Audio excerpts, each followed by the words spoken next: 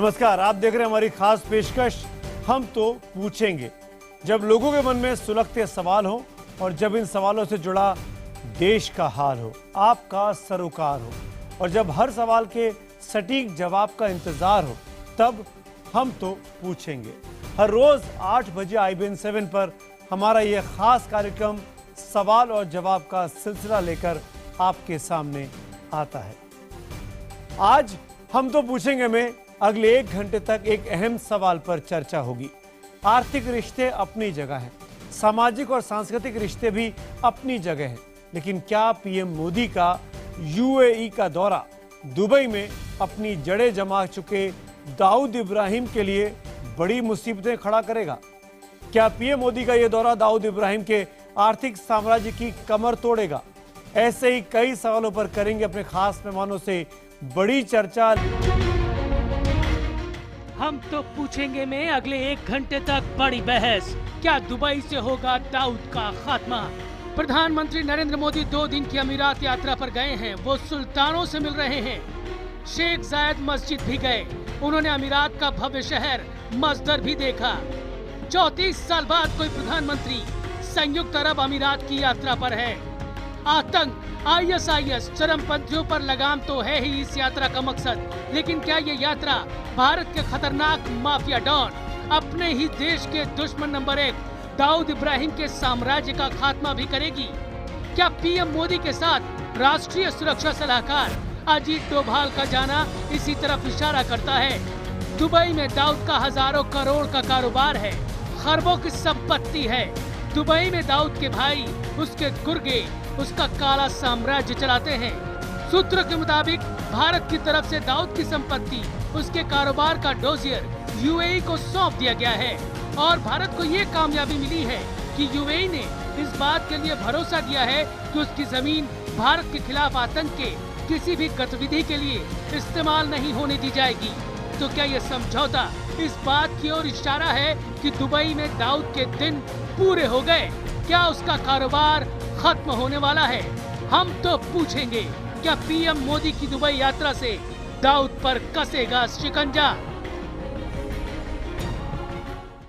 तो हम तो पूछेंगे में हमारा सवाल आप एक बार फिर से सुनिए कि क्या पीएम मोदी की दुबई यात्रा से दाऊद इब्राहिम पर शिकंजा कसेगा? अगर आपको लगता है हाँ शिकंजा कसेगा तो IBN 7 स्पेस देकर Y लिखिए, और अगर आपको लगता है ना तो IBN 7 स्पेस देकर N लिखिए।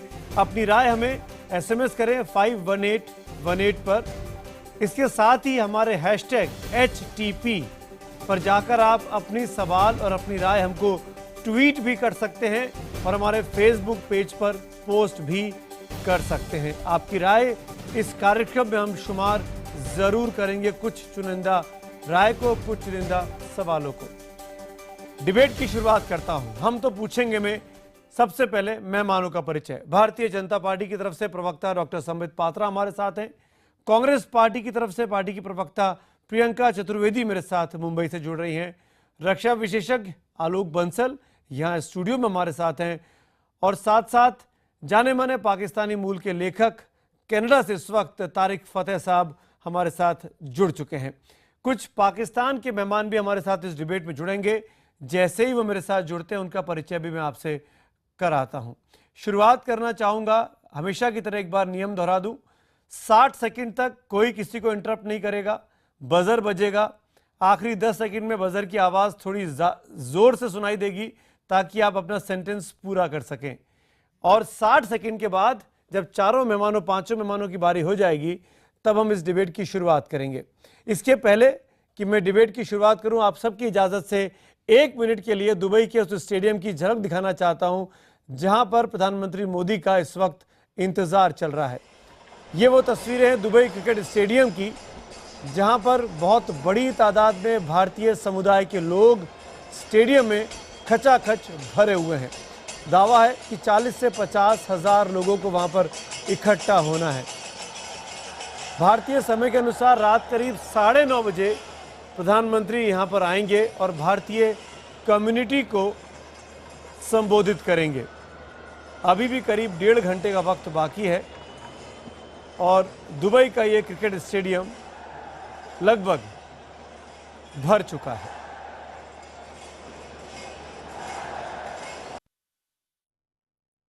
और हम आप सीधे सवालों का सिलसिला शुरू करते हैं। डॉक्टर संबित पात्रा, मेरा पहला सवाल आप ही से। मैं जानता हूं कि यहां पर आप सरकार के प्रवक्ता नहीं हैं और आप वो सेंटेंस मैं आपकी तरफ से बोल दे रहा हूं ताकि आपके 10 सेकंड बच जाएं, लेकिन मैं ये जरूर जानना चाहूंगा आपसे, जो आज जॉइंट स्टेटमेंट सामने आया जिसमें कहा गया यूएई की तरफ से और भारत सरकार की तरफ से कि जो चरमपंथी लोग हैं, जो आतंकवाद को बढ़ावा देते हैं, ऐसे लोगों पर लगाम रुकनी चाहिए। हम सब जानते हैं बहुत बड़ा अंडरवर्ल्ड का रैकेट यूएई से चलता है, खाड़ी के मुल्कों से चलता है। क्या हम ये माने कि इस विजिट के बाद शिकंजा कसा है दाऊद इब्राहिम जैसे तमाम उन अंडरवर्ल्ड सरगनाओं पे जो दुबई को अपना अड्डा बना चुके हैं? डॉक्टर संबित पात्रा। देखिए सुमित जी, इसमें कोई दुमत नहीं है कि सरकार का एक बहुत स्पेसिफाइड और एक बहुत फोकस्ड इंटेंशन है जहां तक दाऊद और दाऊद जैसे तमाम लोग हैं कि उनके साथ क्या करना है और किस प्रकार का व्यवहार करना है। इसमें किसी प्रकार का दो मत नहीं है सरकार के इंटेंशन में। दूसरी बात मैं आपको याद दिलाना चाहूंगा, यहाँ पे आपने ठीक बचाया 10 सेकंड मेरा, मगर फिर भी मैं याद दिलाना चाहूंगा कि प्रधानमंत्री नरेंद्र मोदी जी ने एक टेलीविजन चैनल को इंटरव्यू देते हुए कहा था कि जब इस प्रकार की कोई कार्यवाही होती है जो एक नेशनल सिक्योरिटी के ऊपर असर छोड़ने वाले होते हैं, उसमें प्रेस कॉन्फ्रेंस के माध्यम से या न्यूज के माध्यम से डिस्कशंस नहीं किए जाते हैं, वो गुपचुप होते हैं और उन्हें गुपचुप ही रहने देने में देश की भलाई होती है और उस ऑपरेशन की भलाई होती है। तो इसलिए मैं एज अ प्रवक्ता ये बिल्कुल नहीं जानता हूं कि इसमें किस प्रकार की बातें सरकार की चल रही है और ना मुझे जानना भी चाहिए। तीसरी बात है कि देखिए, इसमें एक बहुत बड़ी लैप्स हमारे सरकारों की तरफ से हुई है कि 34 वर्ष तक यूएई में हम मैं आऊंगा डॉक्टर पात्रा, माफी के साथ 60 सेकंड पूरे हो गए आपके, एक्सट्रीमली सॉरी। आप जो सबसे इंपॉर्टेंट पॉलिटिकल बात कह रहे थे, शायद प्रियंका की बारी है क्योंकि अब वो आप पूरी नहीं कह पाए, लेकिन हम सब समझ गए आप कहां इशारा कर रहे थे, क्योंकि पीएम मोदी ने भी आज दुबई में, सॉरी अबू धाबी में ये बात बोली थी इन्वेस्टर समिट में। प्रियंका, अगर आप समझ गई हैं तो जवाब भी दे दीजिए और साथ साथ इस बात के बारे में बताइए, क्या दाऊद को वापस लाने के लिए, दाऊद की कमर तोड़ने के लिए यह काम पहले नहीं हो सकता था कि यूएई के साथ इस तरह की कोई अंडरस्टैंडिंग होती कि वहां पर अंडरवर्ल्ड के लोग अपने पैर ना पसार पाएं? प्रियंका, 60 सेकंड अब शुरू होते हैं। सुमित जी, मैं बस ये कहना चाहूंगी, मैं संबित जी की बात सुन रही थी, मैं उनको उनके प्रधानमंत्री का ही इंटरव्यू याद दिलाना चाहूं। उन्होंने इसके साथ ये भी कहा था, जिस तरीके से अमेरिका ने ओसामा को निकाला था, वैसे ही हम भी ऐसे काम करेंगे जहां हम दाऊद को ला सकें, दाऊद को वापस लाएं, हफीज सईद को लाएं, लखवी को लाएं। हम इस सरकार की पूरी उसमें सपोर्ट करेंगे। पर हम जानना चाहते हैं, जब पाकिस्तान में आप उनका एड्रेस नहीं ढूंढ पाए, आप यूएई जाकर आप ये जो भी आप जैसे कहते हैं, इंग्लिश में कहावत है, the proof of the pudding is in its eating. तो आप बड़ी बड़ी बातें कर रहे हैं, 15 महीने से हम सब सुन रहे हैं। जब आप दाऊद को लाएंगे तो हम भी आपकी पीठ थपथपाएंगे, हम भी आपको कंग्रेचुलेट करेंगे, पर हम भी चाहेंगे कि दाऊद वापस आए। दूसरी चीज मैं कहूंगी, सरकार की तरफ से राजवेंद्र राठौड़ ने एक बहुत बड़ी बात कही थी, हॉट पर्सूट की बात कही थी। उन्होंने कहा था हमारे टाइम और हमारी चूजिंग के हिसाब से हम पाकिस्तान में दाऊद के खिलाफ काम करेंगे। हम उसका इंतजार कर रहे हैं। हम भी चाहेंगे कि टेलीविजन पे ना बोलकर शायद ऐसी हॉट पर्सूट करके ऐसे आतंकवादियों को। शुक्रिया, शुक्रिया प्रियंका, 60 सेकंड आपके पूरे हुए। तारिक फतेह साहब, मैं आपके पास आना चाहूंगा। आप जितनी बेबाकी से बात करते हैं, आलोक जी माफी के साथ, पहले तारिक फतेह साहब के साथ जा रहा हूं, स्काइप से जुड़े मेरे साथ। तारिक साहब, दाऊद को लेकर आपको लगता है कि इस विजिट से कोई भी कामयाबी हिंदुस्तान की हुकूमत को, भारत के प्रधानमंत्री को मिली है? जो ज्वाइंट स्टेटमेंट सामने आया है, आप चाहें तो ज्वाइंट स्टेटमेंट के कुछ पॉइंटर्स आपने शायद देखे भी होंगे, कोई कामयाबी के तौर पर देखा जाए इसको? हालांकि दाऊद का नाम कहीं नहीं है। देखिए, यूनाइटेड अरब एमिरेट्स बजाते खुद कम से कम 5-6 डिफरेंट शेखडम्स की कॉन्फेडरेशन है। उसके अंदर पूरा वो इलाका जो है, वहाँ एग्जाइल्स के लिए एक आप समझिए कि प्रेसिडेंट जरदारी जो इस वक्त पाकिस्तान से भागे हुए हैं, वो भी दुबई में रह रहे हैं। वहीं बलोच सेपरेटिस्ट लीडर्स रहते हैं। वहीं तो यूएई का एक रोल है उस एरिया में कि चाहे ईरान हो, भारत हो, पाकिस्तान हो, जो भागता है, पैसे लेके आके वहां इन्वेस्ट करे। मुझे यूएई से कोई तवक्को नहीं है। जिन मुल्कों के अंदर जमहूरियत नहीं होती है, जिन मुल्कों के अंदर पॉपुलेशन, वहां पैदा होने वाले को उसकी सिटीजनशिप नहीं मिलती, वो सिर्फ बादशाहत के, वो पिछली सदी के लोग हैं, वहां से आप तवक्को ज्यादा ना करें। वो ठीक है कि प्राइम मिनिस्टर मोदी ने has taken the right step, but I don't expect UAE to react in any way. Thank you Tarek Fatah साहब, मैं आऊंगा। 60 सेकंड पूरे हुए। आलोक बंसल, आपकी बारी है। 60 सेकंड में आप ये बताइए, जो बात तारिक फतेह साहब कह रहे हैं कि ज्यादा उम्मीद नहीं रखनी चाहिए हमको यूएई से। देखिए, उम्मीद नहीं रखनी चाहिए। तारिक फतेह साहब की बात सही है कि वो 6 शेखदम है, पर इस वक्त यूएई एक कठिन दौर से गुजर रहा है, उसको समर्थन की आवश्यकता है। और जिस तरीके से क्राउन प्रिंस प्रधानमंत्री मोदी का स्वागत करने हवाई अड्डे पर आए, वो दिखला रहा है कि यूएई की सरकार जो है इस वक्त भारत के साथ सहयोग करने के लिए तैयार है।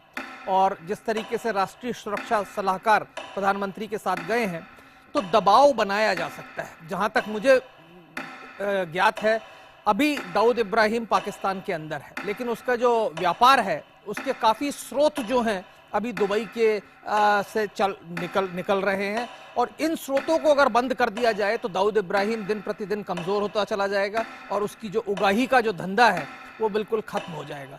और जो भी होगा ये हमको तुरंत ज्ञात होने वाला नहीं है। हम इसका असर देखेंगे और वो भी धीरे धीरे देखेंगे, क्योंकि चूंकि वो वहां पे नहीं है, वो ना तो गिरफ्तार होगा ना कुछ होगा, लेकिन उसका धंधा जो है धीरे धीरे कमजोर होता चला जाएगा और वो दिखने लगेगा। 60 सेकंड आपके भी पूरे हुए। अब मैं कुछ ग्राफिक्स पढ़ के सुनाता हूं और फिर हम सवाल जवाब और तर्क और वितर्क का सिलसिला शुरू करते हैं। कहा जाता है कि दुबई में दाऊद इब्राहिम का करीब 1 लाख करोड़ रुपए से ज्यादा का साम्राज्य है, इन्वेस्टमेंट है। दाऊद इब्राहिम के पास बताया जाता है कि वहां पर करीब 70% का जो पायरेटेड फिल्म का कब्जा है, जो करीब 6500 करोड़ रुपए से ज्यादा का धंधा है, उस पर दाऊद और दाऊद के आप कह सकते हैं कि उनके गुर्गों का कब्जा है। अल मंसूर के नाम से और सदफ के नाम से उनकी ट्रेडिंग कंपनी चलती है, पायरेसी होती है, चाहे वो पाकिस्तान में हो चाहे वो दुबई में हो। बहुत बड़ी संख्या में ब्लैक मनी का काम, काला जो फर्जी आप कह सकते हैं नोट बनाने का काम भी दुबई के जरिए, पाकिस्तान के जरिए, नेपाल के जरिए दाऊद का गैंग हिंदुस्तान में भेजकर करते हैं। सट्टेबाजी का बहुत बड़ा अड्डा दाऊद के गुर्गे चलाते हैं।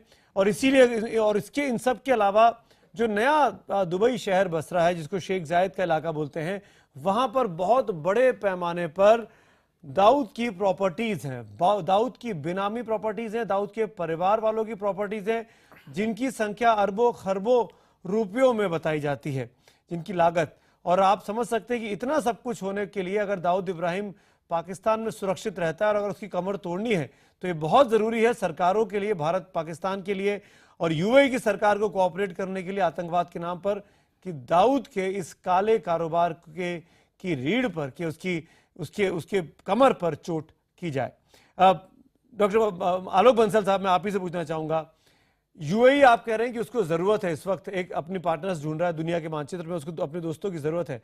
इन परिस्थितियों में क्या ये बात दाऊद इब्राहिम नहीं समझ रहा होगा? क्या दाऊद इब्राहिम के लोग नहीं समझ रहे होंगे कि यहां पर अब धंधा करना मुनासिब नहीं है? अब भारत के प्रधानमंत्री यहां का टाइप्स की बातें करने लगे हैं, टेररिज्म के नाम पर अलाइनमेंट की बातें करने लगे हैं। क्या अभी भी वो धंधा चलाता रहेगा? देखिए, धंधा तो इतनी जल्दी खत्म नहीं किया जा सकता, विशेषकर जिस तरीके का धंधा वो चला रहा है, जो पायरेटेड सीडीज का है, ये यूएई से ही उतनी बेहतर तरीके, क्योंकि इनका जो मार्केट है अधिकतर वो भारतीय उपमहाद्वीप है और यूएई वो राष्ट्र है जहां से इन सब जगह जाता है। तारिक साहब ने कहा 6 शेखडम्स हैं, पर हकीकत यह है कि इन 6 शेखडम्स की जो यूनियन है, इसको अबू धाबी डोमिनेट करता है। दुबई आज कर्जे में डूबा हुआ है, तो अबू धाबी की जो सल्तनत है वो इसको कंट्रोल करती है। और जिस तरीके से अबू धाबी के साथ हमारे संबंध स्टैब्लिश होंगे, उसके ऊपर इसका असर देखा जाएगा। और इस वक्त जबकि ईरान के साथ पश्चिमी देशों की संधि हो चुकी है, तो यूएई और सऊदी अरब दोनों ही चाह रहे हैं कि उनके साथ भारत, चीन जैसे राष्ट्रों के साथ उनके संबंध बड़े मधुर हो, और इस वक्त का हमें फायदा उठाना चाहिए। इस वक्त अगर हम कुछ उनसे इस तरीके की मांग करें, तो मेरा यह मानना है कि वो काफी हद तक इसमें हमारा सहयोग कर सकते हैं। जब बीते 34 सालों से कोई प्रधानमंत्री नहीं गया, कोई सरकार का बड़ा रिप्रेजेंटेटिव यूएई नहीं गया, प्रियंका, पहली बात तो वजह क्या रही, क्यों नहीं गया? और दूसरी बात यह कि जब हम जानते हैं कि वहां पर अंडरवर्ल्ड का इतना बड़ा नेक्सस चलता है, इतना बड़ा उनका धंधा चलता है, चाहे वो दाऊद हो या दाऊद के जैसे दूसरे और तमाम बड़े अंडरवर्ल्ड डॉन रहे हो, इन परिस्थितियों में क्यों नहीं भारत सरकार की तरफ से इन 34 सालों में कोई कोशिश दिखाई दी गई? प्रियंका। सुमित जी, सबसे पहले मैं बहुत स्पष्ट तरीके से कहना चाहूंगी, प्रधानमंत्री भले ही ना गए हों, पर हमारे जो मैं कहूंगी दूत होते हैं, उनका कनेक्शन बना रहा है। हमारे आपसी संबंध काफी अच्छे हैं। हम अगर फॉरेन अफेयर्स मिनिस्टर को देखें, उन्होंने काफी ट्रिप्स लगाई हैं। हमारे प्रधानमंत्री मनमोहन सिंह जी कतार, ओमान और सऊदी अरेबिया भी होकर आए हैं। तो ये कहना कि 34 साल में अगर कोई नहीं गया तो कोई ट्रेड रिलेशंस नहीं है या हमारे आपसी संबंध अच्छे नहीं हैं, वो बहुत ही गलत होगा और बहुत ही मैं कहूंगी एक गलत मैसेज जाता है लोगों को कि 34 सालों में कोई काम ही नहीं हुआ है उनके साथ। जो हमारी वहां पे पॉपुलेशन है, जो हमारे वहां पे इंडियंस अच्छा कर रहे हैं, ये उनके लिए भी शर्मनाक होगा कि ये कहा जाए कि कोई किसी ने इंटरेस्ट नहीं दिखाया। बहुत अच्छा कर रहे हैं और ये सराहनीय है। दूसरी चीज मैं यहाँ पे कहना चाहूंगी कि अगर हम बार बार दाऊद के कॉन्टेक्स्ट में बोलते हैं, बहुत बार ये बात हुई है कि दाऊद हमारे नेबरिंग कंट्री में रहते हैं, पाकिस्तान में। प्रधानमंत्री ने भी इसके बारे में बात कही हुई है, पर 15 महीने हो चुके हैं, ना ही हमें हाफिज सईद के बारे में कुछ पता चल पा रहा है, ना ही लखवी के बारे में कुछ हो रहा है, ना ही दाऊद के बारे में हो रहा है। पॉजिटिव बातें करिए, बहुत जरूरी है, पर सवाल भी उठाना बहुत जरूरी है कि ये ट्रिप में हमारे क्या मैं कहूंगी कि टेक अवेज होंगे। डॉक्टर पात्रा जवाब देना चाह रहे हैं आपकी बात का, हाथ उठाया उन्होंने। हाँ, बिल्कुल। संबित। देखिए सुमित जी, मैं इतने सालों से आपके साथ डिबेट कर रहा हूं। मेरा एक उसूल है कि जब पाकिस्तान से गेस्ट होते हैं, मैं अपने डोमेस्टिक पॉलिटिक्स को यहां भड़काऊ तरीके से रखता नहीं हूं। हाँ, बहुत सटल वे में मैं कुछ चीज़ जरूर कहना चाहूंगा और मैं रिक्वेस्ट भी करूंगा कि जब प्रियंका जी ये कह रही हैं कि सरकार ढूंढ नहीं पा रही है दाऊद को, सरकार जान नहीं पा रही है कि दाऊद का एड्रेस क्या है, तो मैं कहूंगा let us not let down. तो होम मिनिस्टर ने कहा था संसद में, मैं नहीं कह रही हूं, ये मेरे शब्द नहीं है, होम मिनिस्टर ने कहा है। मैं कंप्लीट कर दूं। प्रियंका, आप गलती कर रहे हैं। जब पाकिस्तान के गेस्ट बैठे हैं, आपका यह कहना कि इंडियन होम मिनिस्टर ने कहा कि पाकिस्तान में कहां है उसका एड्रेस हमें पता नहीं है, आप मिस रिप्रेजेंट कर रही हैं। होम मिनिस्टर ने कहा कि हमें एड्रेस पता है, हमें एड्रेस पता है। मैं आपसे लड़ना नहीं चाहूंगा। हो गया, इस मुद्दे पे डिबेट हुए हैं जहां पे पाकिस्तानी गेस्ट थे, तो इस टाइम पे ग्रैंड स्टैंडिंग करना मैं कहूंगी बहुत गलत है। चलिए, हो गया, आप ग्रैंड स्टैंडिंग मत करिएगा, मगर मुझे ग्रैंड स्टैंडिंग करने दीजिए देश के खातिर। मैं अभी यहाँ पर डिस्कस नहीं करना चाहूंगा, मगर मैं आपको करेक्ट कर दूं कि हिंदुस्तान के गृह मंत्री ने कहा है कि जहां तक दाऊद का सवाल है वो पाकिस्तान में है और पाकिस्तान को दाऊद को एक्स्ट्राडिट करना चाहिए। ये ऑन द फ्लोर हिंदुस्तान के गृह मंत्री का बयान है। इसलिए पाकिस्तान के गेस्ट के सामने आप इस तरह हिंदुस्तान को मिस रिप्रेजेंट करने की गलती ना करें। मेरे साथ इफ्तिखार शिराजी साहब भी जुड़ गए हैं, देश में क्या चल रहा है उनसे बात करूंगा। मेरे साथ वाईसी पवार साहब भी जुड़ गए हैं, जॉइंट कमिश्नर रहे मुंबई पुलिस के, उनसे ही बात करूंगा। लेकिन समित, मेरा सवाल आपसे भी एक बार फिर से मैं आपके पास आ रहा हूं और फिर अपने बाकी के गेस्ट के पास जाऊंगा। क्या दुबई से दाऊद के साम्राज्य के खात्मे की शुरुआत होगी? आप ये अश्योर कर सकते हैं? देखिए सुमित जी, एक अच्छे प्रवक्ता का गुण होता है कि जो वो पहले कहे उसी पे अपना कायम रखे रुख को, और दूसरी बात है बार बार भी पूछे जाने पर वही उत्तर दे कि ये चीजें पब्लिकली डिस्कस नहीं होनी चाहिए। मैं उसी पे स्टैंड करता हूं। आपने अपने आप को अच्छा प्रवक्ता भी बना लिया और आपने कुछ बोला भी नहीं। सेल्फ नहीं, अच्छा प्रवक्ता बनना चाहिए। सांबे जी, ये बहुत अच्छा था, ये आप खुद ने अपने आप को मार्क्स दे दिया 100 आउट ऑफ 100। इफ्तिखार शिराजी, ये तो बीजेपी की आदत ही है, सेल्फ सर्टिफाई करते रहते हैं अपने आप को। अरे वो सेल्फ अटेस्टेशन का जमाना भी आ गया है ना अब तो। इफ्तिखार, चलिए, कम से कम चिट तो लिख के नहीं लाते हैं ना कि दाऊद को क्या करेंगे। अच्छा चलिए, मैं आगे बढ़ता हूँ, डिबेट पे वापस लौटता हूँ और मेहमान भी हैं वाईसी पवार साहब, इफ्तिखार शिराजी साहब। मैं बारी बारी से आपके पास आता हूँ। वाईसी पवार साहब, दुबई जाकर प्रधानमंत्री मोदी का दुबई के सरकार के साथ, यूएई के प्रशासन के साथ ये जॉइंट स्टेटमेंट लेके आना कि ना आतंकवाद को बढ़ने देंगे, ना आतंकवाद को बढ़ावा होने देंगे, ना अपने मुल्क का इस्तेमाल होने देंगे एक दूसरे के खिलाफ आतंकवाद को लेकर, क्या? लेकिन इस जॉइंट स्टेटमेंट में कहीं भी दाऊद का नाम नहीं है। आप इसको किस तरीके से देखते हैं? हम जानते हुए कि दाऊद बहुत बड़ी संख्या में अरबों करोड़ों रुपए का धंधा यूएई से चला रहा है, ऐसे में आप इस जॉइंट स्टेटमेंट को वाईसी पवार साहब किस तरीके से देखते हैं? नहीं, ऐसा है कि दाऊद की प्रॉपर्टी उसके नाम पर जो होगी वही जब्त कर पाएंगे। बाकी प्रॉपर्टी के लिए तो वो पूरा उसको साबित करना, उसके एविडेंस कलेक्ट करना बहुत मुश्किल होगा, और वो भी अपने देश में होगा तो फिर भी एविडेंस कलेक्ट करना आसान जाता है। दूसरे देश में तो वो भी करना बहुत मुश्किल है। मुझे नहीं लगता कि इससे बहुत ज़्यादा कुछ हासिल होगा। दाऊद का कितना धंधा होगा दुबई में, अबू धाबी में, यूएई में, पवार साहब? भाई मुझे तो उसने बताया नहीं वो कितने का धंधा वहां पर करता है।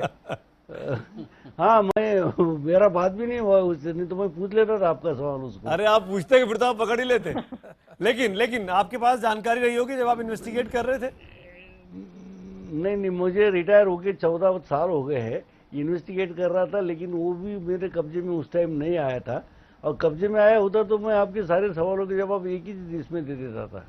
लेकिन वो सवाल है कि वो मुझे मिला नहीं, और मैं तपास पूरा करने के पहले ही मेरे को तपास छोड़ना पड़ा था, तो इस वजह से वो रह गया काम। मुझे भी बुरा लगता है कि वो काम मैं करना चाहिए था।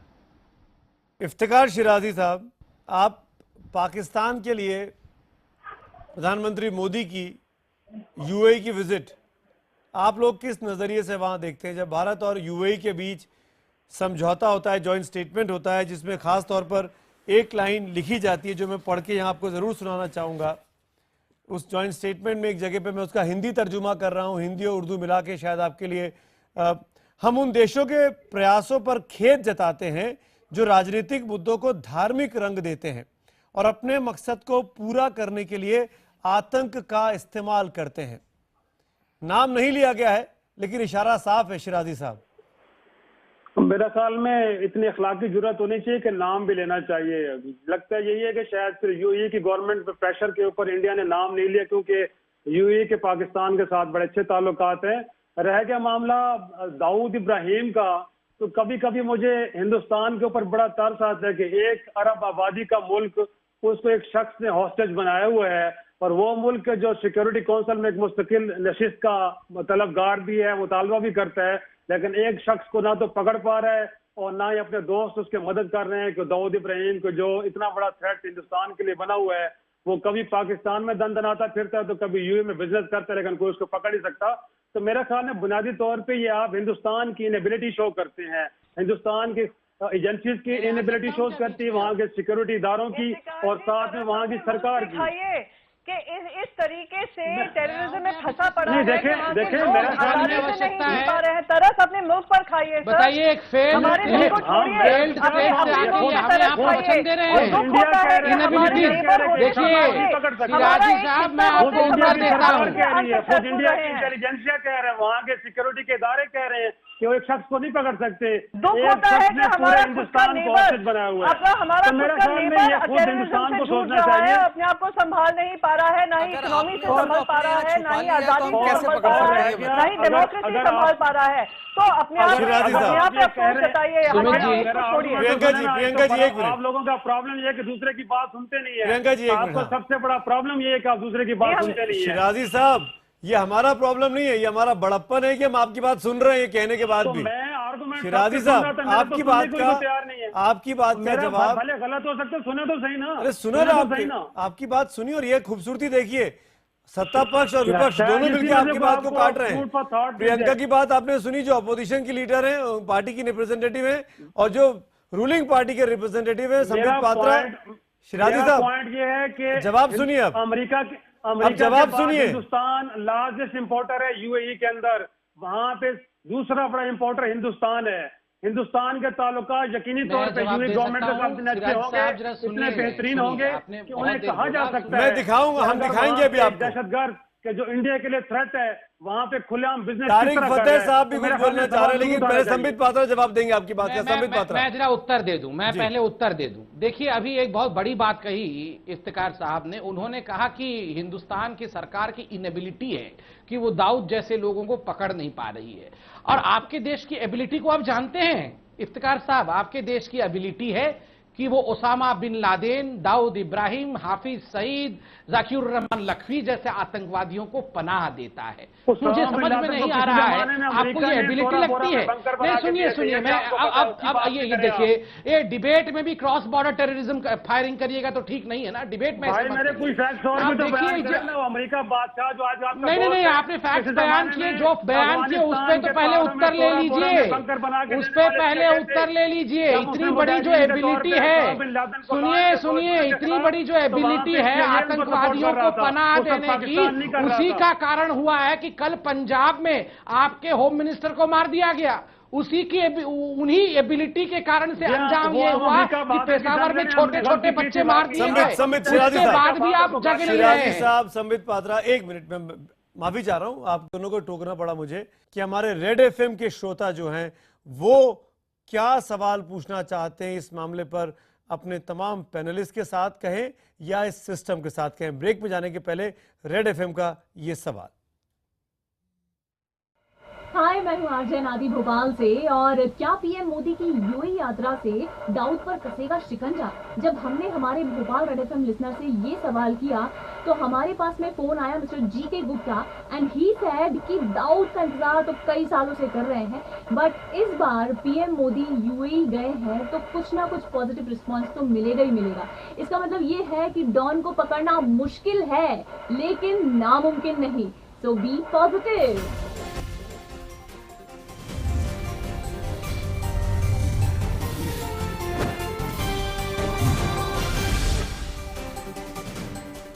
ब्रेक के बाद आपका एक बार फिर से स्वागत है। आज हमारा सवाल आपसे बहुत सीधा सा है। प्राइम मिनिस्टर मोदी यूएई की यात्रा पर है। उस यात्रा के दौरान बहुत बड़ी उम्मीद लगाई जा रही है कि दाऊद इब्राहिम की कमर तोड़ने के लिए, उसके धंधे पर चोट करने के लिए कोई बड़ी कामयाबी मिलेगी। तो क्या पीएम मोदी की दुबई यात्रा से दाऊद पर शिकंजा कसेगा? इस सवाल के जवाब में आप लगातार हमको अपने एसएमएस भेज रहे हैं, आगे भी भेजते रहिए। हाँ के लिए IBN7 स्पेस देकर वाई लिखिए, ना के लिए IBN7 स्पेस देकर N लिखिए और 51818 पर हमको जवाब अपने भेजते रहिए। #HTP लिखकर आप हमारे ट्विटर हैंडल IBN खबर और फेसबुक पेज पर जाकर भी अपनी राय हमको भेज सकते हैं। और बीच में शो के ब्रेक के दौरान पेरिस्कोप पर जो सवाल मेरे पास आए हैं वो भी हम अपने पैनलिस्ट से यहाँ पर पूछने की कोशिश करेंगे। एक झलक दिखाता हूँ दुबई के उसी क्रिकेट स्टेडियम की, इसके पहले कि मैं डिस्कशन में जाऊँ, जहाँ पर प्रधानमंत्री मोदी का इस वक्त इंतजार हो रहा है। मरहबा नमो के नाम से स्टेज सजा हुआ है। कुछ ही देर में प्रधानमंत्री मोदी को दुबई के इस क्रिकेट स्टेडियम में आकर हजारों की तादाद में आए भारतीय समुदाय के लोगों को संबोधित करना है। कहा गया है कि 40 से 50 हजार लोगों की भीड़ इस स्टेडियम में मौजूद है प्रधानमंत्री मोदी का ये भाषण सुनने के लिए। मेडिसन स्क्वायर और ऑस्ट्रेलिया और कनाडा के बाद एक और बड़ा इवेंट भारतीय कम्युनिटी के लिए देश से करोड़ों मील दूर पर। ये तस्वीरें दुबई के क्रिकेट स्टेडियम की है। लौटते हैं अब आप डिबेट की तरफ, हमारे तमाम मेहमानों की तरफ। तारिक फतेह साहब, मैं आपको शामिल करना चाहूँगा इस डिबेट में। अब फतेह साहब, दाऊद इब्राहिम को लेकर बहुत सी बातें की गई। आपने बलूचिस्तान के नाम लिया, आपने कहा कि तमाम लोग जो भगोड़े होते हैं, जो बचना चाहते हैं, वो दुबई में जाके शरण ले लेते हैं, वहाँ जाके छिप जाते हैं। लेकिन आपने शिराजी साहब की बातें भी सुनी अभी। उन्होंने भारतीय सिस्टम पर सवाल खड़े करने की कोशिश की। मैं आपसे पूछना चाहूँगा, क्या पाकिस्तान के लिए ये कहना या पाकिस्तान के किसी भी व्यक्ति के लिए ये कहना जिसके देश में ओसामा बिन लादेन एबटाबाद में कैपिटल से, स्टेट एस्टेब्लिशमेंट से कुछ ही किलोमीटर के दूर पर मारा गया हो, वो दूसरे मुल्क पर सवाल खड़ा करे, ये कितना मुनासिब है? देखिए, पाकिस्तान का हिसाब उस डाकू की तरह है जो आपके घर में चोरी करने के बाद कहे कि देखो तुम मुझे पकड़ नहीं सकते। आप दाऊद इब्राहिम की बात कर रहे हैं as if he is an individual. मैं आपसे ये कहना चाहता हूं कि पाकिस्तान बजाते खुद एक दाऊद इब्राहिम है। उसका टोटल कंस्ट्रक्ट, उसकी अप्रोच, उसकी गुंडागर्दी, उसका इंटरनेशनल लॉ को तोड़ना, उसका दुनिया भर में टेररिज्म फैलाना, बिल्कुल आपकी वो 1920s और 30s के अंदर जो गैंग्स होती थी, बल्कि गैंग्स ऑफ वासेपुर टाइप की एक अलामत है जिसको स्टेट का दर्जा मिल गया है। उन्होंने अपने मुल्क में इतनी दहशतगर्दी की है, अपने लोगों को इतना मारा है कि उन्हें समझ ही नहीं आता कि दाऊद इब्राहिम जैसे इंटरनेशनल क्रिमिनल को वो पनाह देते हैं और फिर इंडिया को टॉन्ट कर रहे हैं कि देखो आप कुछ नहीं कर सकते। और जहां तक इंडिया के होम मिनिस्टर ने कहा कि हमें नहीं पता है दाऊद इब्राहिम कहाँ है, उससे मैंने ये हिंट ये लिया कि अब दाऊद इब्राहिम की जिंदगी कुछ कम रह गई है, क्योंकि India has established that it does not know where this person is, and sooner or later इसके दिन पूरे होंगे और ये आज से 10-20 साल बाद एक और दाऊद इब्राहिम पैदा होगा। Problem is Pakistan, problem is not Dawood Ibrahim. इसका सॉल्यूशन क्या है इस प्रॉब्लम का, तारिक फतेह साहब? इसका सोल्यूशन सिर्फ ये एक है कि आप बजाय इसके कि अमन की आशा और आईएसआई के मेहमानों को घर पे बुलाएं, आप तमाम ताल्लुकात, तमाम टॉक्स पाकिस्तान से खत्म करें। आप वाघा का बॉर्डर क्लोज करें, आप ट्रेड क्लोज करें, आप पाकिस्तान को खुद अपने सूप में पलने दें, क्योंकि जब तक ये आपसे गुफ्तगू करते रहेंगे उस वक्त तक ये पाकिस्तानियों को अपने मुल्क में मारते रहेंगे। आप रोज देखिए कि 10 से 20 आदमी मर जाते हैं। वो कराची शहर में जहाँ दाऊद इब्राहिम रहता है वहां 20,000 पाकिस्तानी फौज इस वक्त घुसी हुई है। 40 लड़के एक्स्ट्रा जुडिशियल किलिंग में मारे गए हैं, 4,000 लोगों को अरेस्ट किया हुआ है। ये तो Pakistan is itself a Dawood Ibrahim. आप गलत समझ रहे हैं कि ये कोई इंडिविजुअल इशू है। This is an institutional issue. If you can't take care of Pakistan, there will be more Dawood Ibrahims in the future. Alok Bansal add करना चाहेंगे कुछ इसमें? इसमें कोई शक की बात नहीं है कि पाकिस्तान ने अपनी ये स्टेट पॉलिसी बना रखी है कि इस तरीके के क्रिमिनल्स, इस तरीके के एंटी सोशल एलिमेंट्स को पनाह दे। जैसा कि आपको मालूम है, Osama bin Laden, Ayman al Zawahiri, Mullah Omar, ये सब पाकिस्तान की ज़मीन के अंदर पनाह पा रहे हैं और दुनिया भर में आतंक का साया फैला रहे हैं। और अपने देश के अंदर जो हो रहा है वो तो उसके बारे में तारिक फतेह साहब ने आपको बता ही दिया। कराची में हालात इतने खराब हैं कि MQM के सारे लेजिस्लेचर्स ने इस्तीफा दे दिया है क्योंकि उनके कार्यालय पे हमले हो रहे हैं, उनके लोगों को उठा लिया जा रहा है, एक्स्ट्रा जुडिशियल किलिंग्स हो रही हैं। बलूचिस्तान में हजारों लोग उठा लिए गए हैं। बलूचिस्तान से बूढ़े, महिलाएं, बच्चे हजारों किलोमीटर चल के एक एक मिसिंग पर्सन की तस्वीर लेके बिल्कुल UN के ऑफिस में इस्लामाबाद में देने आते हैं, उसके बावजूद कोई कार्रवाई नहीं हो रही। तो पाकिस्तान में स्टेट मशीनरी जो है it has always been inactive. जब चीफ जस्टिस ने उसका ध्यान दिया तो उसको हटा दिया गया। तो इस तरीके के हालात तो पाकिस्तान में होते ही रहते हैं। शिराजी साहब बोलना चाहेंगे कुछ अपने हालात के बारे में? जी, मैंने बड़े इत्मीनान से, बड़े सब्र से सुना गो कि पाकिस्तान के लिए गैर पार्लिमानी लफ्ज भी इस्तेमाल की। जब मुझे उम्मीद है कि मेरी बात भी पूरी होने दी जाएगी और बीच में क्रॉस टॉक नहीं होगी।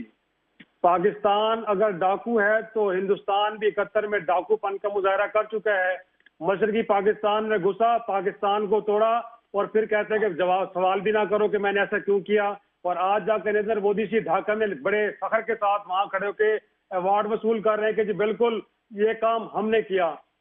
इसी तरह आपने कश्मीर के अंदर आपने करगिल किया था, आपको याद है कि नहीं याद है?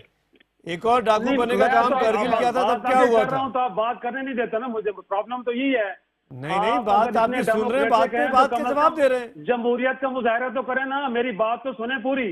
आप जमहूरी मुल्क हैं, हम तो डिक्टेटर हैं, हम तो आप मान रहे हैं आप डिक्टेटर हैं? दहशतगर्द हैं। आप मान रहे हैं आप डिक्टेटर हैं? आप मान रहे हैं आप डिक्टेटर हैं? आप मान रहे हैं कि आप तमाम दहशतगर्दों को बना देते हैं? कहते हैं आप, हमें डिक्टेटर कहते हैं आप, हमें डाकू कहते हैं। आप ही कहते हैं ना। बात तो सुने ना, आप जमहूरी लोग हैं। अब डाकू आपकी बात सुनते रहे, कुछ डाकू की बात आप भी सुन लें।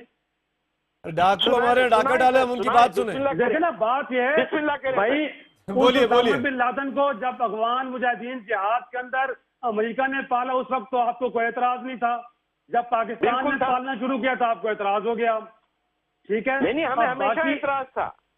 कब एतराज था? और दूसरा ये कि पाकिस्तान एक टेररिस्ट स्टेट है। मेरी बात सुने, मैं एक आपको फूड पर थॉट दे रहा हूँ ना। पाकिस्तान अगर टेररिस्ट स्टेट है तो पूरी दुनिया को कन्विंस करें। सबसे पहले अपने बड़े दोस्त अमेरिका से कहें। आपने ठीक कहा कि पहले हिंदुस्तान को चाहिए कि पाकिस्तान के साथ तमाम ताल्लुकात खत्म करके बॉर्डर को क्लोज कर देना चाहिए। उसके बाद जाइए यूएन के अंदर अपने अमेरिका से लेकर दीगर दोस्तों को राजी कीजिए कि पाकिस्तान को दहशतगर्द स्टेट डिक्लेयर कीजिए और पाकिस्तान के ऊपर सैंक्शंस लगाइए। अमेरिका पाकिस्तान के साथ ताल्लुकात क्यों रख के बैठा है? यूरोपीय यूनियन क्यों रख के बैठी है? अगर यही नौबत रही, नवीद जैसे लोग जिंदा पकड़े गए, कसाब जैसी घटनाएं घटी, तो वो दिन भी दूर नहीं है शिराजी साहब। वो दिन भी दूर नहीं है जो बात आप कह रहे हैं। डॉक्टर संबित पात्रा ने हाथ उठाया। ईरान के न्यूक्लियर प्रोग्राम को लेकर सुन लीजिए, तक सैंक्शंस लग सकती हैं, तो पाकिस्तान के मामले पे दुनिया को कन्विंस करें आप ठीक है। Again, ये इंडिया का फेलियर है कि आपके पड़ोस में सुन लीजिए शिराजी साहब, मौजूद है। शिराजी साहब, हमारी भल मनसाहत का, हमारी भलाई का फायदा ना उठाएं। डॉक्टर संबित पात्रा कुछ बोल रहे हैं, जवाब देना चाह रहे हैं। कितने भले हैं 71 में पता चल चुका है। ये सिराजी अरे 71 में क्यों हुआ वो? दिखाएं 71 में सिचुएशन क्यों बदला हुआ? आप सुन लीजिए। नहीं, आप मेरी सुनिए, अब मेरी सुनिए। जेनोसाइड। अब आपको पूरा सुन लिया, बंद करिए क्रॉस बॉर्डर फायरिंग। अब मुझे सुनिए, हमने देख ली है। शिराजी साहब सुनिए, इनको रोकिए जरा, इनको रोकिए। शिराजी साहब सुनिए, डॉक्टर संबित पात्रा जवाब दे रहे हैं। के अंदर ट्रेवल कर चुका हूँ और फाटा के साथ अरे ये बंद करिए ना सिराजी साहब, बहुत हो गया। आप अपने पोल क्यों खुद खोल रहे हैं? संबित आप बोलिए, संबित आप बोलिए, संबित आप बोलिए। जर्नलिस्ट के तौर पे आपको बताता हूँ कि इंडिया इनको बंद करिए, जर्नलिस्ट को बंद करिए, पाकिस्तान के जर्नलिस्ट को। फिर मैं बोलिए बोलूंगा। संबित, डॉक्टर पात्रा बोलिए। देखिए देखिए सिराजी साहब, नहीं सिराजी साहब चिल्ला क्यों रहे हैं? आतंकवादी को डाकू ही तो बोला है। अरे आतंकवादी को डाकू बोला है तो खुश होना चाहिए। आपके पाकिस्तान मूल के लेखक आदरणीय तारिक जी ने आपको डाकू ही तो कहा है। आतंकवादी को डाकू कहा तो आपको तो मिठाई बांटनी चाहिए कि कम करके कहा है। तो आप ऐसे नाराज हो रहे हैं जैसे कि पता नहीं क्या कह दिया। डाकू ही तो कहा है, उसमें इतना नाराज हो रहे हैं। आप शांत हो जाइए, आप शांत हो जाइए। ये डाकू चोर बंद करिए। आप मतलब की बात सुनिए, लॉजिकल आर्गुमेंट ना करें। अब मतलब की बात सुनिए। देखिए, पहली बात तो है, मैं तारिक साहब का शुक्रगुजार हूं। मुझे लगता है कहीं ना कहीं पाकिस्तान में ये तारिक नाम जो है ना महत्वपूर्ण है, और ये सारे तारिक जो होते हैं वो सत्य बोलते हैं। अभी कुछ दिन पहले तारिक खोसा ने सच बोला था, जो डीजी थे 26/11 के बारे में, और आज आपके पैनल में तारिक साहब ने बिल्कुल पाकिस्तान के पोल को खोल के रख दिया है। और उसी कारण से देखिए वो इफ्तिकार साहब की हालत को देखिए क्या हो गया है जब सच्चाई मालूम पड़ गई है उनके देश के अंदर से। तीसरी बात ये समझना होगा कि आखिरकार पाकिस्तान में मेन स्ट्रीमिंग ऑफ टेररिज्म क्यों हो रहा है। पाकिस्तान का बेस क्या है? पाकिस्तान का फंडामेंटल प्रिंसिपल है हेट्रेड अगेंस्ट इंडिया, भारत के प्रति घृणा रखना। उसी के आधार पर, उसी के फाउंडेशन पे पाकिस्तान का एग्जिस्टेंस है। और याद रखिए इफ्तिकार साहब, जब तक घृणा आधार होता है ना तो देश कभी आगे नहीं बढ़ता है, वो सेल्फ डिस्ट्रक्शन की ओर जाता है। और आज आपने अपने ही आंगन में जो सांप पाले हैं, आप यूएसए की बात कर रहे थे ना, अमेरिका की, हिलरी क्लिंटन ने क्या कहा आपको? उन्होंने कहा ना, आपने जो अपने आंगन में सांप पाल रखे हैं वो सांप ही पाकिस्तान को डस लेंगे। लीजिए, आपके बड़े भाई, आपके मित्र अमेरिका ही आपके लिए कह रहा है। और आपने जो ये महान सांप रूपी आतंकवादी पाल रखे हैं वो आपके घर बर्बाद कर देंगे। किसी और को कुछ करने की आवश्यकता नहीं है। खोल के देखिए क्या हो रहा है आपके साथ, और थोड़ा खुश होइए कि अभी तो डाकू ही बोला है, आतंकवादी नहीं बोला है। आपके देश के लोगों ने आपको बोलेंगे, बोलिए और जाके दुनिया को कन्विंस करें कि पाकिस्तान को आतंकवाद और दहशतगर्द डिक्लेयर करवाएं। मैं तो ये आपको अच्छा शिराजी साहब, आपको क्या लगता है क्यों हिंदुस्तान ये कोशिश नहीं करता है? देखें, बुनियादी चीज पता क्या है, आपको चाहिए कि इशू रेजोल्यूशन की तरफ जाएं। अगेन, हम पिछले कुछ दिनों पहले हम डिबेट कर रहे थे कि स्टेट्समैनशिप का अगर फुकदान पाकिस्तान की तरफ है, भले हम मान लेते हैं कि होगा, लेकिन मैं कहता हूँ कि हिंदुस्तान को तो वहां पे दिखानी चाहिए ना। हिंदुस्तान तो कुछ ऐसा करे, रादर ये कि हम ब्लेम गेम में पड़े रहते हैं। हम ब्लेम गेम में रह रहे हैं। हिंदुस्तान ने खुशी नहीं हो रही है। या तो हम जनरल बख्शी जैसे लोग हमारे डिस्पोजल पे हैं, 4 बार खदेड़ा देशों के दरमियान जंग होती है आपको, या फिर फिर हम हिंदुस्तान में रहते हैं। हम इंतजार करिए, सुने मेरी बात तो सुने ना भाई मेरे। आप इसी प्रकार का नागपाक काम करते रहेंगे तो कर देंगे हम भी फिर से। तो करिए, फिर किस चीज का इंतजार कर रहे हैं आप अपने दोस्तों को भी साथ मिलाइए, करिए पाकिस्तान के साथ जो भी कर रहे हैं आप। बताइए कैसी बात है? 4 बार जो हुआ आपके साथ उसके बाद फिर करिए कर रहे हैं, तो उसका नतीजा क्या निकला? मुद्दे अपनी जगह पे हैं और डिस्प्यूट अपनी जगह पे, अपनी जगह पे। कुछ ऐसा कीजिए क्या नतीजा निकला? आप ये बोलना चाहते हैं कि 4 बार के हार के कारण से आप लोग ये आतंकवादी गतिविधियां कर रहे हैं? 4 बार की जो हार हुई है आपको जंगे मैदान पे, उसके कारण ये बदला ले रहे हैं इस प्रकार का छुप कर आतंकवादी गतिविधियां करके? किस बात से परेशान है? मैं तो कहता हूँ हिंदुस्तान को परेशानी की है। जिस पाकिस्तान को 4 बार आप हरा चुके हैं, उससे खतरा क्या है आपको? क्या प्रॉब्लम है उससे? आपको उस देश को मरने दीजिए जैसे मरना चाहता है।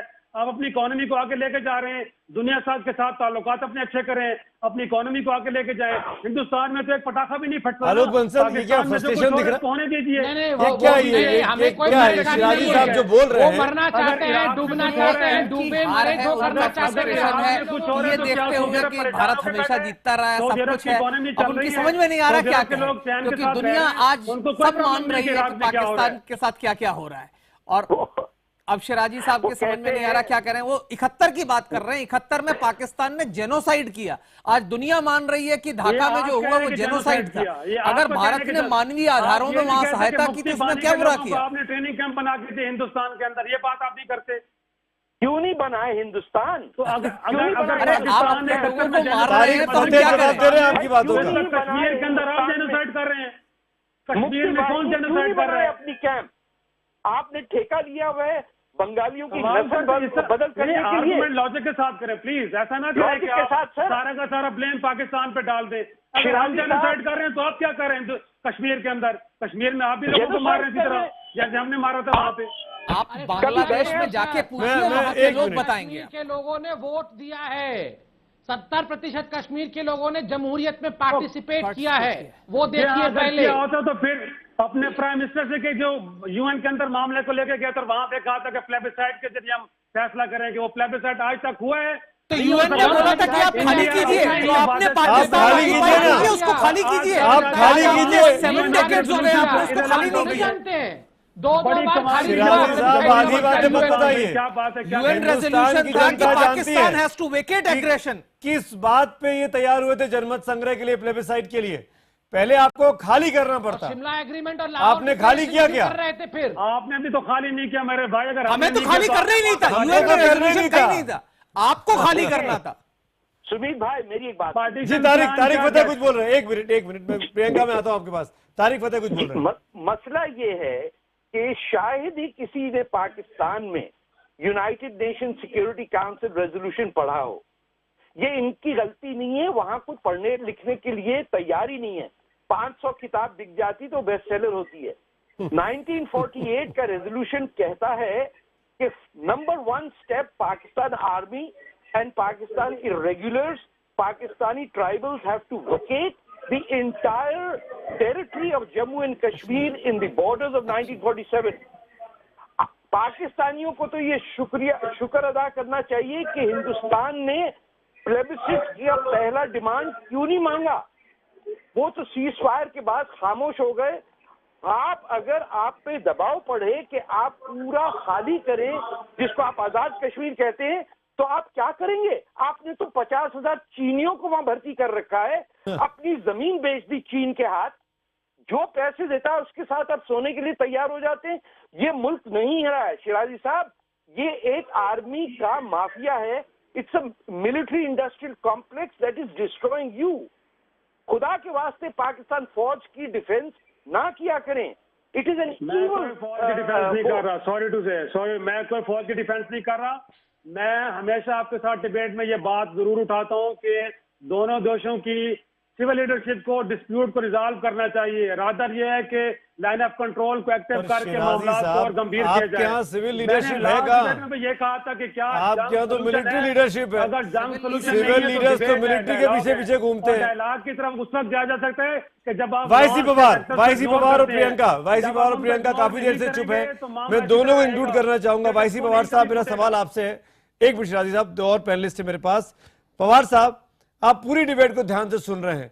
आपको लगता है कि भारत पाकिस्तान के संबंधों को लेकर दाऊद इब्राहिम के संदर्भ में कुछ भी प्रोग्रेस हो सकती है आने वाले दिनों में, इस नई सरकार में, इस नई मोदी सरकार में?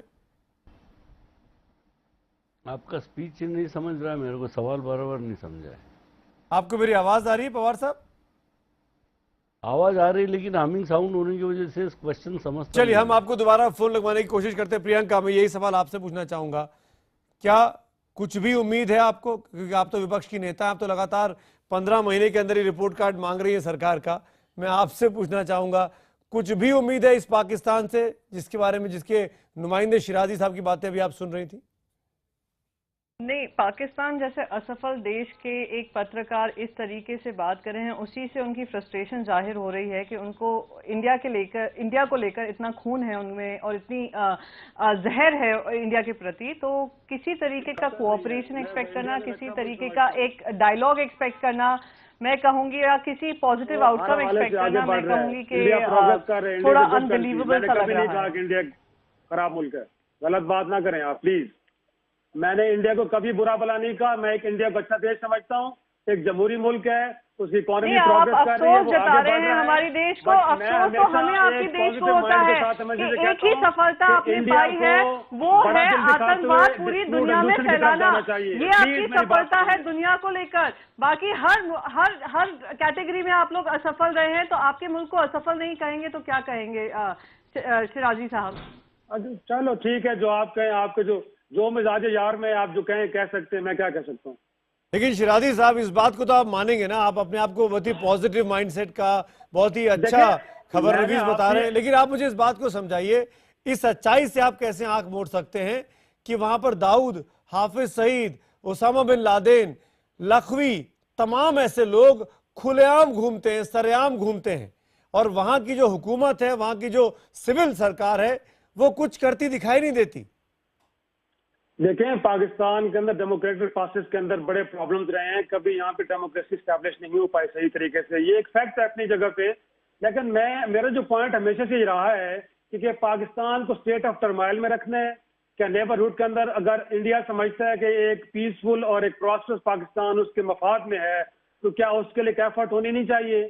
क्या ये बात गलत है कि मैं अगर कहूँ कि हिंदुस्तान की सरकार को बहुत सारे नॉन स्टेट एक्टर्स को इग्नोर करना पड़ेगा और पाकिस्तान की सिविल गवर्नमेंट को सपोर्ट करना पड़ेगा ताकि वो अपने आप एक अपनी ताकत हासिल कर सके, उस ताकत के बलबूते पे उन नॉन स्टेट एक्टर्स को आखिरी मिनट बचा है, डॉक्टर पात्रा जवाब देना मेरी बात मुकम्मल होने देना। जो पाकिस्तान खत्म हो रहा है, आप ही की बात पे रिएक्शन ले रहा हूँ, बड़ी बड़ी बात करेंगे, बताइए, नहीं बढ़ने देते। सुन लीजिए डॉक्टर पात्रा। चलिए, देखिए, सिराजी साहब का कहना कि हिंदुस्तान की सरकार को पाकिस्तान के जमहूरियत को और सरकार को सपोर्ट करना चाहिए, वाजिब है, और ये करीब तो रही है। आपको याद होगा जब पेशावर का घटना घटा, उसके बाद हिंदुस्तान के गृह मंत्री राजनाथ जी ने खुद कहा कि अगर किसी प्रकार के मदद की आवश्यकता है टेररिज्म को वाइप आउट करने के लिए, आप हमें कहिए, हम मदद करेंगे आपको। आप पहले इंटेंशन तो दिखाइए, पहले खड़े तो हो जाइए। आप देखिए, इसमें कोई दो मत नहीं है कि आपके देश में डेमोक्रेसी सेट नहीं हो पाया है, जमहूरियत नहीं हो पाया है। नहीं, आप देखिए ऊफा को, देखिए ऊफा में प्रधानमंत्री नरेंद्र मोदी और नवाज शरीफ के बीच में दस्तखत होते हैं। आप वहां सरताज अजीज वहां मौजूद रहते हैं, मगर जैसे ही आप अपने घर पहुंचते हैं पाकिस्तान, सरताज अजीज तो प्रेस कॉन्फ्रेंस करके नवाज शरीफ को ही नीचा दिखाने लगते हैं, उन्हीं के खिलाफ बोलने लगते हैं। तो स्वाभाविक रूप से all is not well in Pakistan. पहले पाकिस्तान को अपने गरिबान में झांकना होगा और उसके बाद बॉर्डर के पार झांकने की कोशिश करेंगे। संबित, डॉक्टर वाईसी पवार साहब, प्रियंका, आलोक बंसल, शिराजी साहब, तारिक फतेह, शुक्रिया अदा करना चाहूंगा। इस डिबेट को यही समाप्त करने का वक्त हो रहा है, मेरे पास और ज्यादा वक्त नहीं है इस कार्यक्रम को आगे ले जाने का, लेकिन जाते जाते उस SMS के सवाल के जवाब जरूर दिखाना चाहूंगा। हमारा आज का आपसे सवाल था कि क्या PM मोदी की दुबई यात्रा से दाऊद पर शिकंजा कसेगा? हमें हजारों की संख्या में जवाब मिले हैं और मुझे बताया जा रहा है कि करीब 85% लोगों ने हां में जवाब दिया है और 15% लोगों ने ना में जवाब दिया है। जवाब भी आपके सामने स्क्रीन पर है। मानती है दुनिया, बहुत बड़ा दर्शक वर्ग IBN7 का यह मांगता है कि दाऊद इब्राहिम पर शिकंजा कसने में इस विजिट से, जो कि अबू धाबी और दुबई की हुई है, प्रधानमंत्री मोदी को खासी कामयाबी मिल रही है। तो हम तो पूछेंगे में आज का सफर मेरे साथ अभी इतना ही।